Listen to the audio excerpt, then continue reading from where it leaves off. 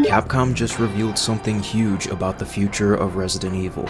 Buried inside a recent interview with Resident Evil producer Masachika Kawata were several details that, when you put them together, paint a surprisingly clear picture of where this franchise is heading, including why Capcom keeps doubling down on remakes, why we've seen almost no new spin-offs in recent years, how the series could eventually release on a yearly basis, and what all of that could mean for the future of Resident Evil. Individually, each of those reveals is interesting, but together, I think they explain Capcom's long-term plan better than anything we've heard in years. So today, we're gonna be breaking down everything Kawata revealed, connect the dots, and see what it could tell us about the next chapter of Resident Evil. So, what exactly did Kawata reveal? Well, it all started with a question Resident Evil fans have been asking for years. Why does Capcom keep returning to remakes? At this point, we've had Resident Evil 2, 3, 4, and now Code Veronica is right around the corner. Naturally, a lot of fans have started wondering, why spend so much time looking backward instead of pushing the series forward? Which is a fair question to ask. Every time a new remake gets announced, the same debate starts all over again. Some fans are excited to see another classic rebuilt with modern technology, but others immediately start asking why those developers aren't working on the next brand new Resident Evil instead. For years, those conversations have mostly been based on speculation. Everyone had their own theory about why Capcom kept making remakes. Some believed they were simply easier to develop. Others thought Capcom was relying on nostalgia because it was a guaranteed success. But according to Kawata, the real answer is much more practical.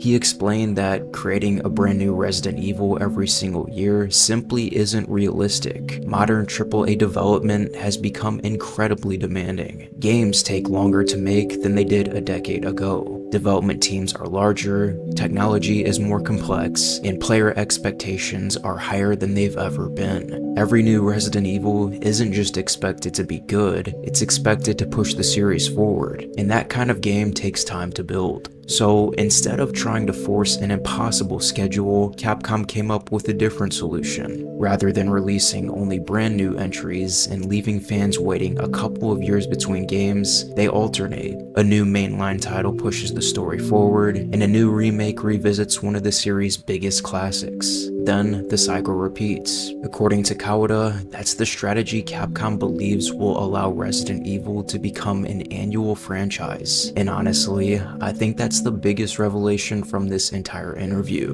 Because for the longest time, many fans have looked at the remakes as separate projects, something that happened while Capcom quietly worked on the next numbered Resident Evil in the background. But after hearing Kawata explain it, that doesn't really seem to be how Capcom sees them. The remakes aren't sitting outside the franchise's long-term roadmap, they're helping define it. And once you start looking at Resident Evil's recent history through that lens, a lot of Capcom's decisions suddenly begin to make a whole lot more sense. Resident Evil 2 Remake launched in 2019, and then RE3 follows just 1 year later. Then Village arrives in 2021 to continue the main story, and then RE4 Remake takes center stage in 2023. Following this, Requiem carried the franchise into its next chapter, and now Code Veronica is already on the horizon. Looking back, it's easy to assume Capcom was simply alternating between remakes and new games whenever development lined up. But after hearing Kawata explain the company's thinking, it seems like something more than that, something that Capcom has been building toward for years. And the more you look at the timeline, the more it starts to feel like every release had a purpose beyond the game itself.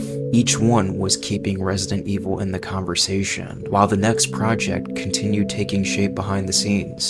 Think about what usually happens after a major Resident Evil release. For months, the community is completely locked in. People are discovering secrets, breaking down endings, testing speedrun strategies, and finding details everyone missed on their first playthrough. Even after the credits roll, people continue talking about these games for months and sometimes even years. And by the time those conversations finally begin to slow down, Capcom is already preparing the next release. Instead of of allowing excitement to slowly disappear during a 5-year development cycle, there's another game ready to reignite the conversation. And that's a huge difference, because maintaining momentum is one of the hardest things for any long-running franchise. If fans go years without hearing anything, excitement naturally starts to fade. But Resident Evil hasn't really had that problem lately. Just as one game's life cycle starts winding down, another announcement appears, another trailer drops, another demo becomes playable, and another release gives fans something new to talk about.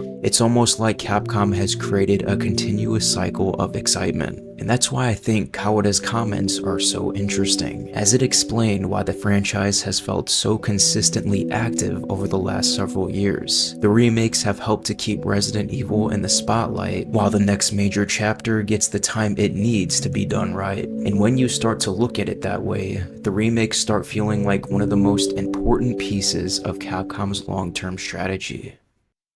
Of course, that raises another question. If Capcom's goal is simply to have a Resident Evil release every year, why rely so heavily on remakes? After all, Resident Evil has no shortage of spin-offs. There's Outbreak, Revelations, Survivor, Operation Raccoon City, Resistance, and RE-Verse. On paper, those games seemed like the perfect solution. They expand the universe, and they could easily fill the gaps between major releases. So why isn't Capcom going down that road? Interestingly, Kawata addressed that as well. According to him, it really comes down to resources. Right now, the teams are focused almost entirely on new mainline games and remakes. Those projects demand so much time, so many developers, and so much coordination that there simply isn't much room left to build completely new separate spin-off titles. And honestly, I think that answer reveals something much bigger than it seems. Capcom isn't trying to release as many Resident Evil games as possible. They're trying to make sure every Resident Evil release feels like an event.